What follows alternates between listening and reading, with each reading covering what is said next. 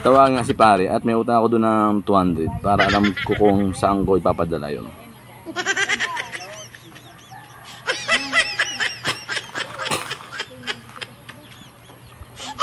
Oh, pre, hello. Oh, pre. Oh, saan ko ipapadala pre yung utang ko na 200?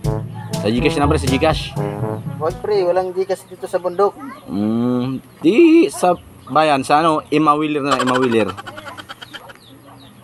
Hindi ko alam yan pre. Yung Imawiler, yung kulay pula ang tapak sa ba?